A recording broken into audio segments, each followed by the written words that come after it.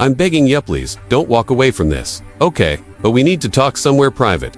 The grand ballroom sparkled under crystal chandeliers as laughter and music filled the air. Guests in dazzling gowns and sharp tuxedos moved gracefully across the marble floor. Near the entrance stood Lily Anderson, feeling painfully out of place in her borrowed pale blue dress. At 25, Lily worked as a social worker, her life filled with compassion but short on luxury. This glittering world of wealth felt like a different universe altogether. She was just about to leave when her breath caught Derek, the ex who'd broken her trust, belittled her dreams, and told her she'd never be enough, was walking straight toward her, his smug smile in place, his new girlfriend on his arm. Panic surged through Lily's chest. She couldn't face his condescending pity. Not tonight. Desperate, her eyes scanned the room and landed on a tall man standing alone, looking bored despite his tailored suit and commanding presence. Without thinking, she hurried to him. Please, she whispered, her voice trembling. I need you to pretend to be my boyfriend for 5 minutes. My ex is coming over, and I can't let him see me alone. He blinked, surprised, then something softened in his expression. Without a word, he slipped an arm around her waist, just as Derek reached them.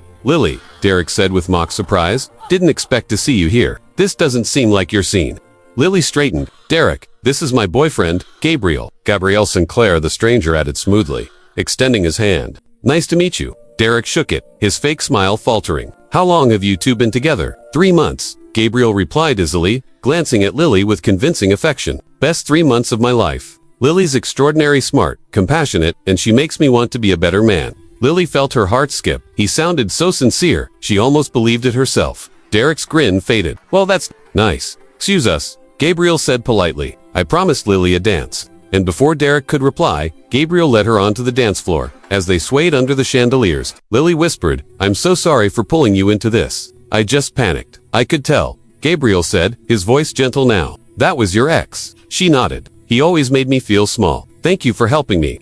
Gabriel studied her for a moment. You said you're a social worker. Yes, I help find foster homes for kids. It's hard work, and doesn't pay much. Derek used to say, I was wasting my potential.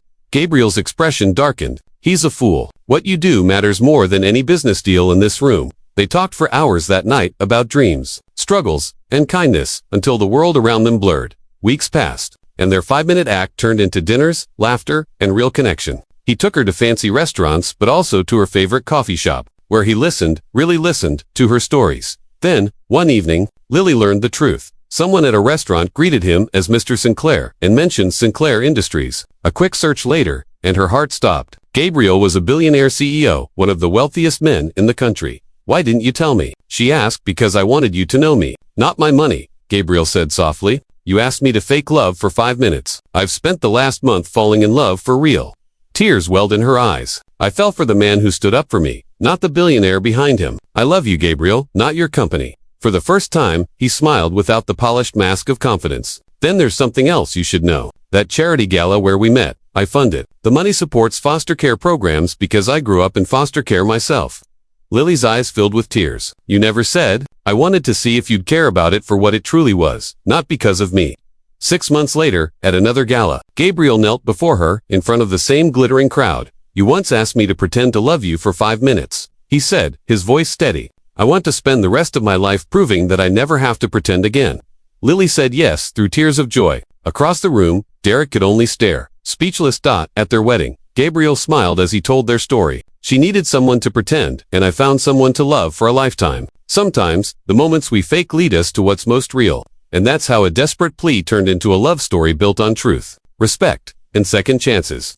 Whispers of Kindness reminds you, sometimes pretending for a few minutes can lead you to the person who'll love you forever.